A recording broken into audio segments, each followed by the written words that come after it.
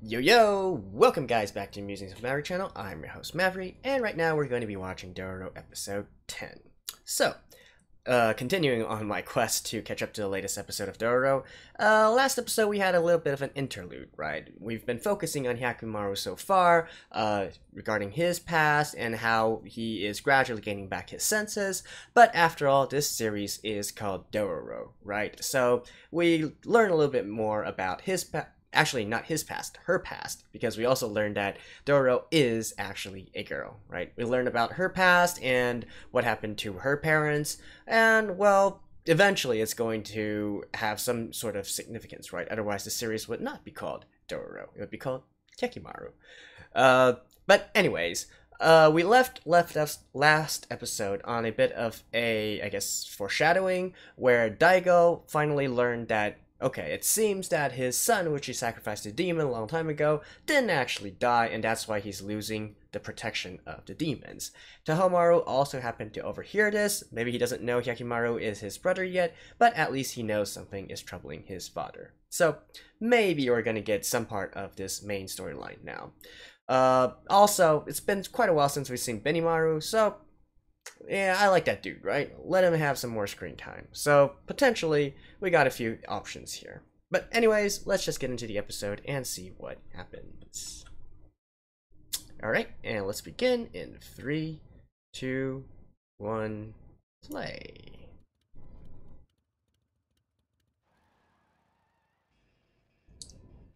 Ba-da-da-da-ba-da-da-da.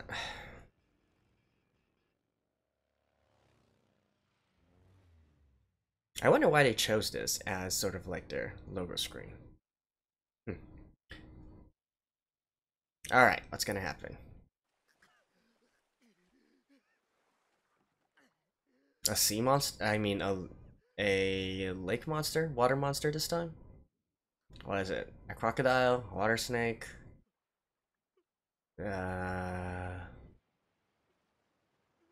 Alright.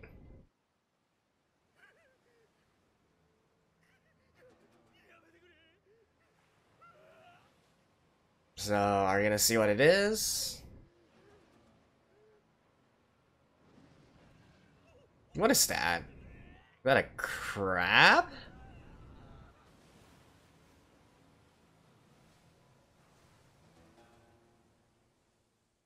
Okay.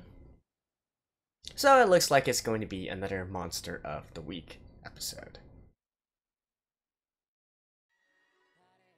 Right, so let me just skip this real quick and I'll see you guys in a second. And back. Oh, we are going to be learning about Tahomaru this time. Alright.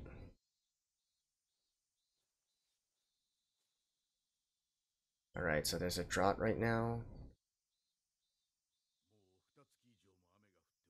Because he's losing the protection of the demons.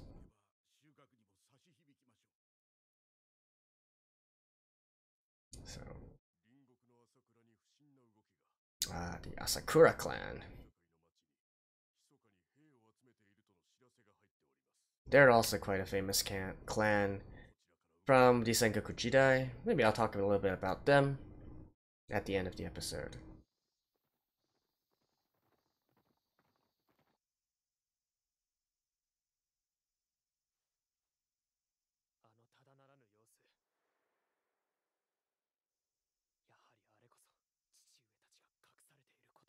Yeah, he doesn't know he has a brother.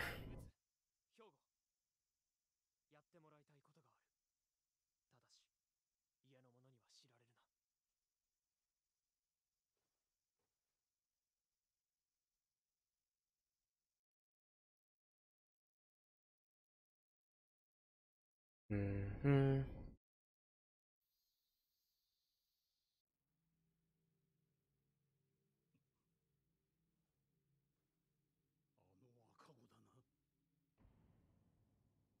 Is this like literally your first time back here?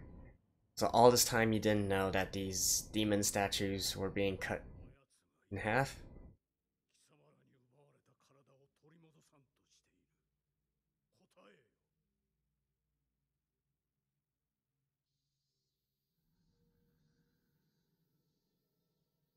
Are they gonna come? Looks like one answered.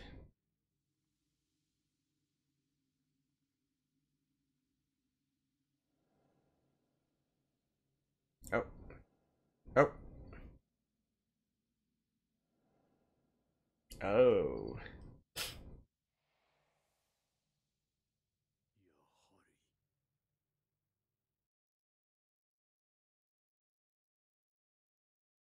How was he protected in the first place, anyhow? Like, I know it was because of that statue and whatnot, but what is that statue? That Buddha statue?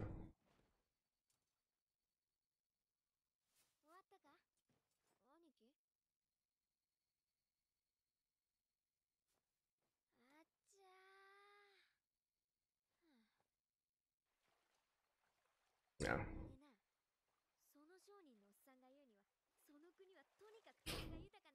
Since he can smell now, he probably doesn't want to be, yeah, sniffing blood all the time.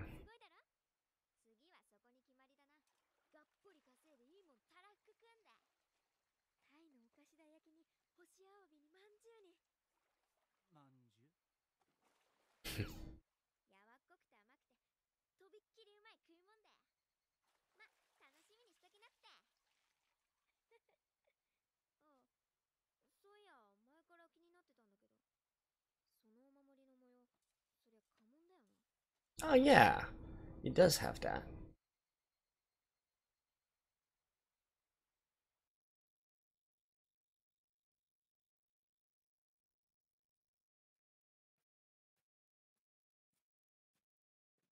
Okay. So is he going to learn about what happens now?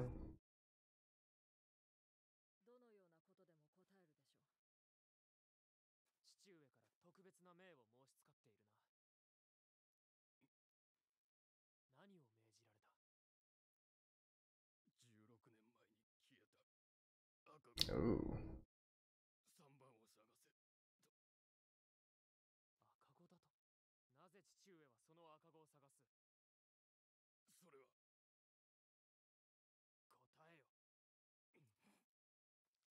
Oh, he's gonna kill himself? Yep.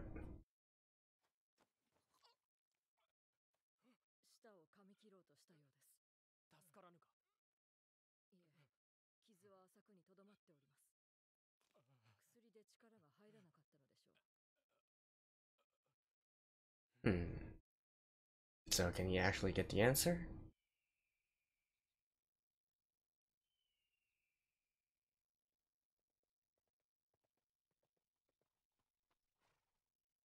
Oh, he's just gonna go directly to the source.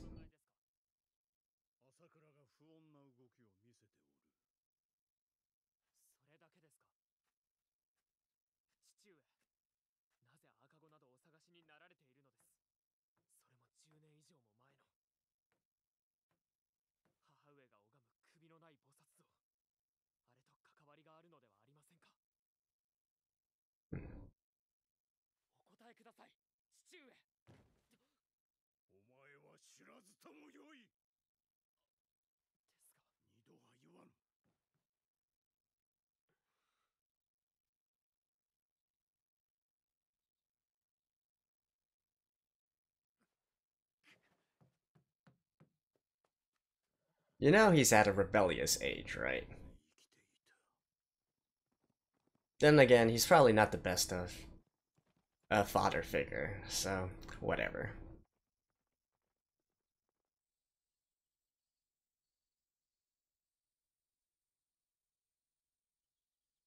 Still though, he has no idea what Yakimaru looks like, so...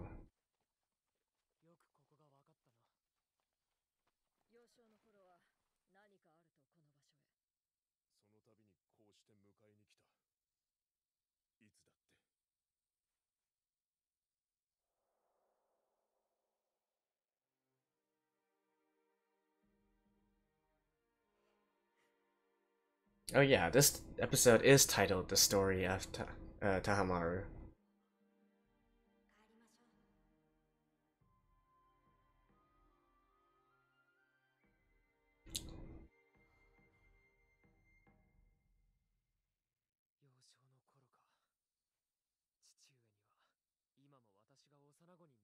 He should be what, 16 years old? 15? Maybe 15.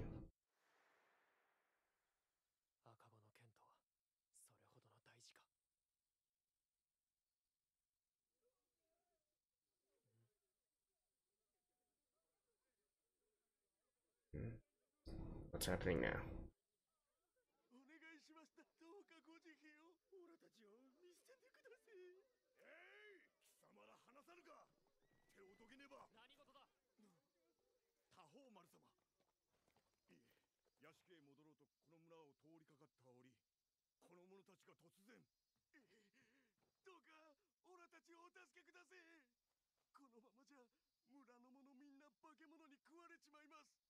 Monster?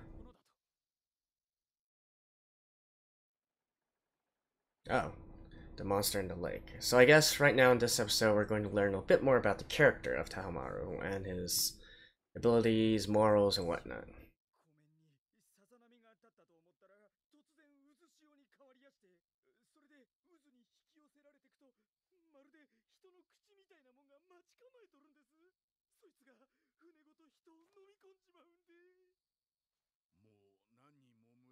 I'm guessing this is a fishing village.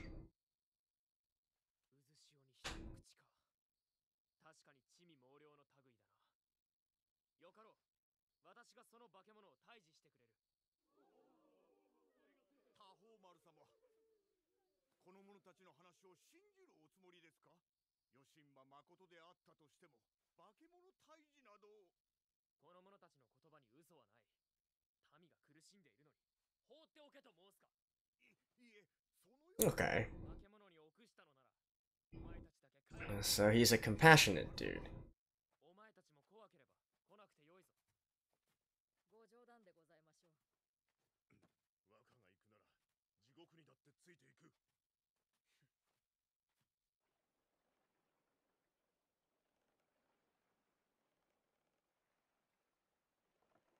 Still though, this also leads me to believe that he may be a more gullible type of person. He sure believed him quite easily. I mean, in this case it is a monster, but what if they were actually, you know, spies from an opposing clan?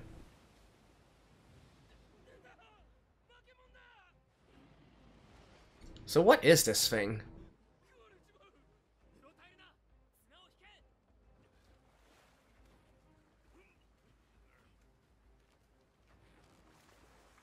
Oh? Huh. But this guy is actually quite smart as well. So this is sort of like a crab, right? Yeah. I agree.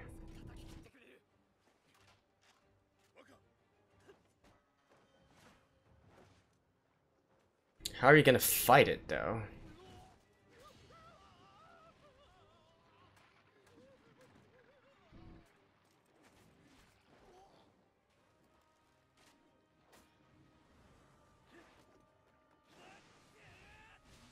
Oh, nice.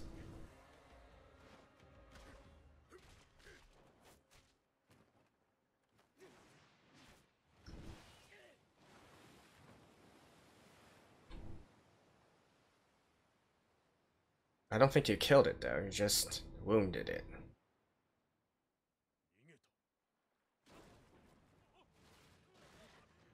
Uh oh. So it's also quite smart as well.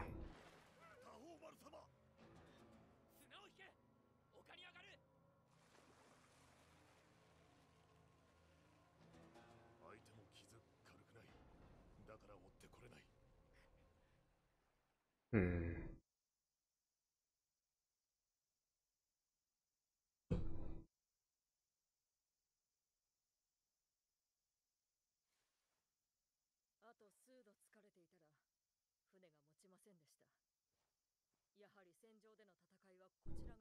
Yeah. Not the best idea.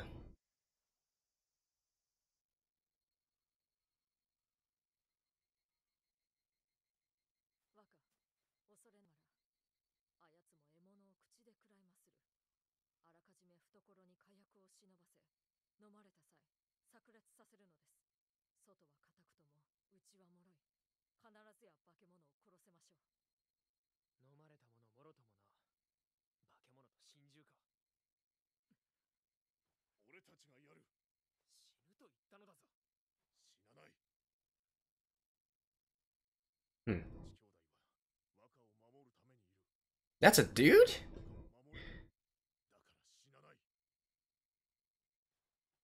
I thought that was a woman. Of course, it could just be like Dororo, and...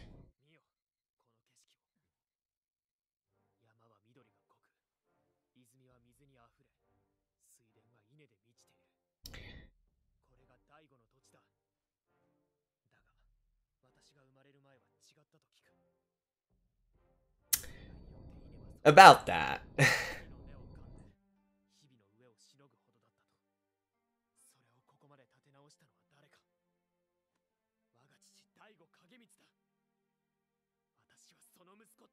I mean, technically you're right. He just had the help of some supernatural powers.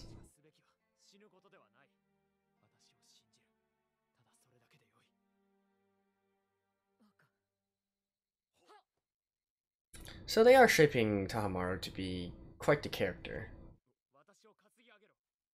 Wonder what's going to happen with when he inevitably confronts Yakimaru and his father.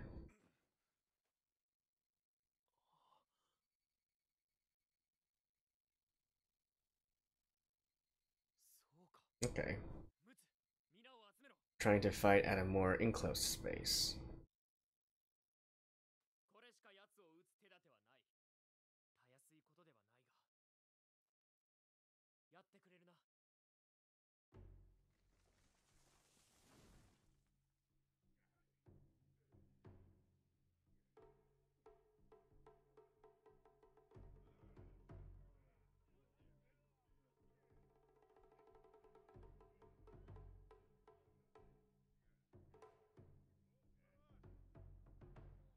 Hmm.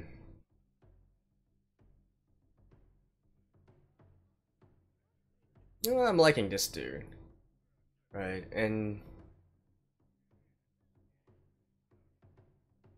his men helps out as well.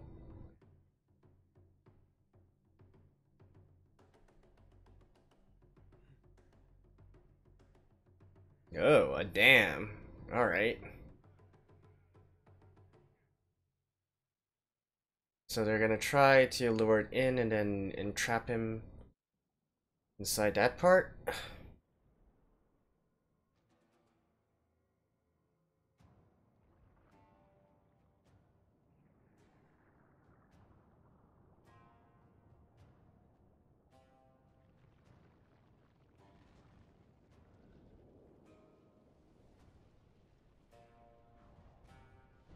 Yep.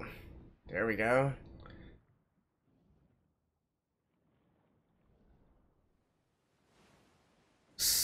Still though, it's still quite... Oh?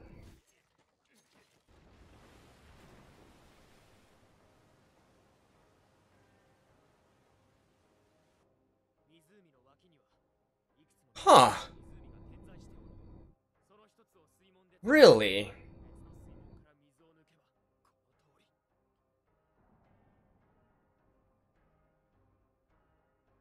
Well...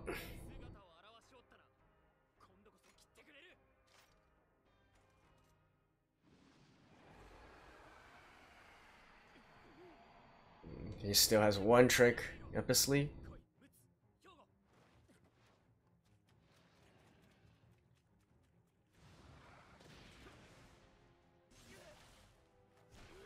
Okay.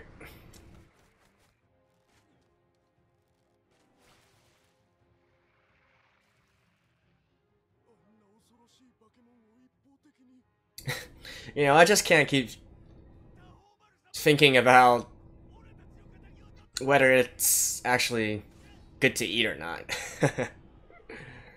Probably not.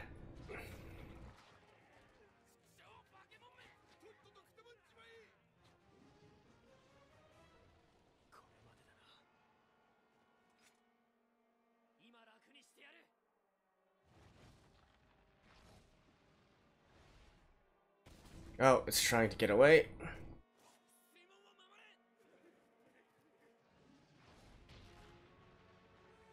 How though?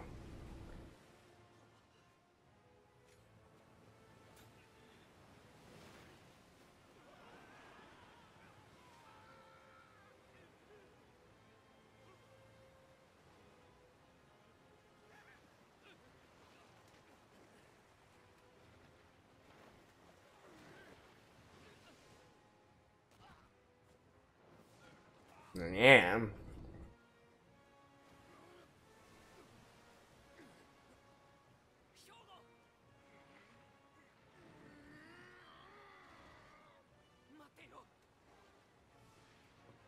Oh!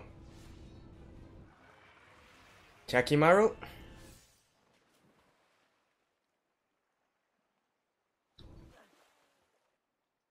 Did he actually see him?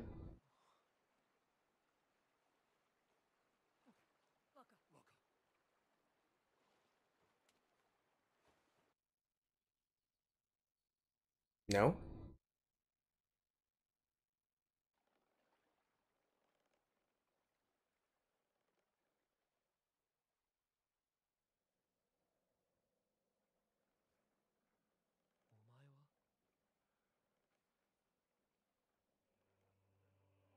Oh. Ah! He sees the crest. And Daigo sees him as well? No. That's too far away.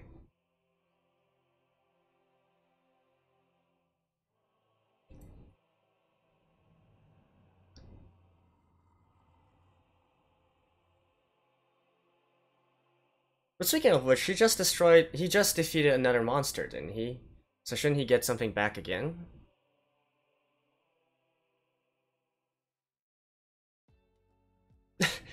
And it ended there? Alright. I'll see you guys after the ending. Alrighty, so let's start the discussion for this episode. Now, I'm going to start with the trivia about the Asakura clan because, well, I said I talked about it in the episode. So, again, this is assuming that this story is centered someplace around the Sengoku Jidai, because it should be, right? All of these characters, all of these names that they're dropping are based on historical clans and characters. Well, maybe not characters, but historical clans.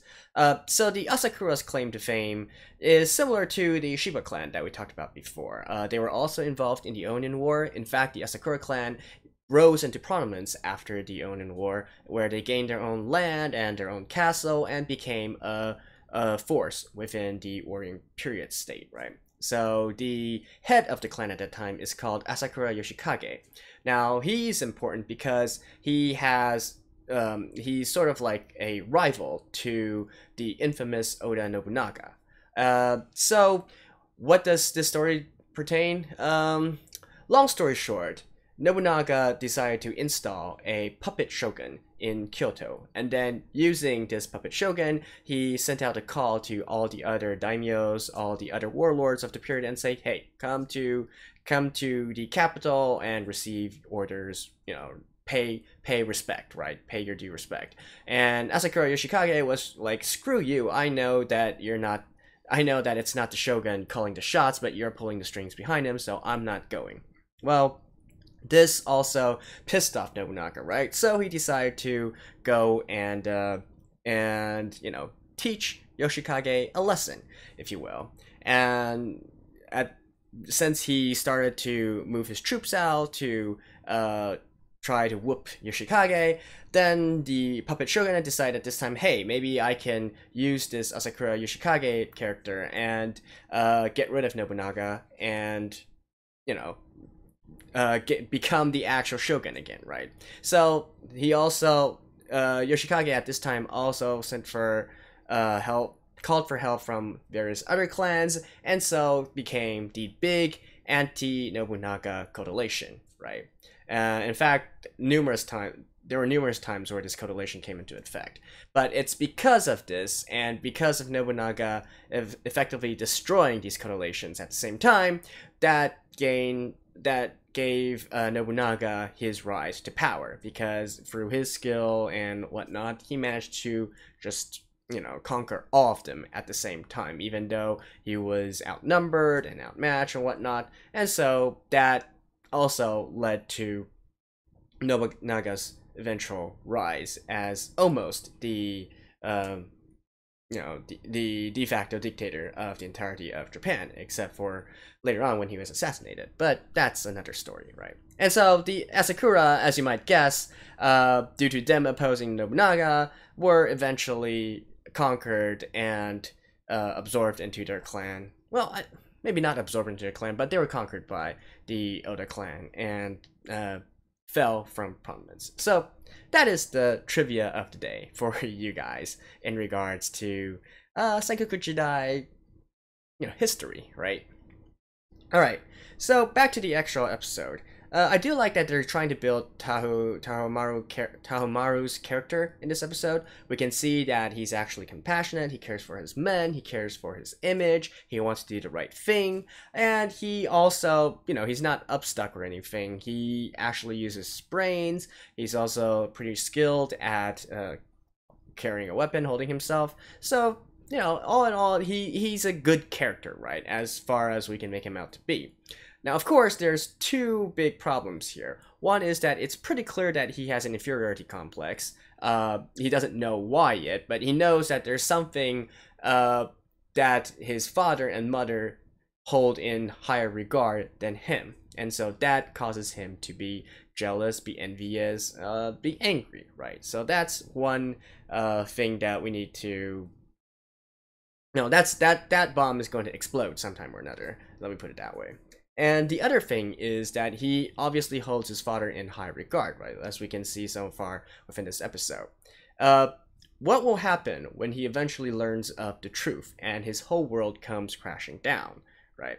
Somehow I get the feeling that Tohomaru is not going to be able to handle this in stride. And in fact, this might eventually break him and turn him into the big antagonist character, because he can't handle the truth, right? Because of these two factors added together. His inferiority complex, as well as his current, ideals of his father, and of what he himself represents, right? So once you take those things away, I have a feeling that he's going to become quite the antagonist in the future. But of course, they could also go a more wholesome route, and then eventually he and Takimaru just hugs it out, and so on and so forth, right? But in any case, that's it for this episode. I'm going to be doing a continuation viewing, so I'll just see you guys right in episode 11. Don't go anywhere, and I'll see you guys next time. Bye-bye.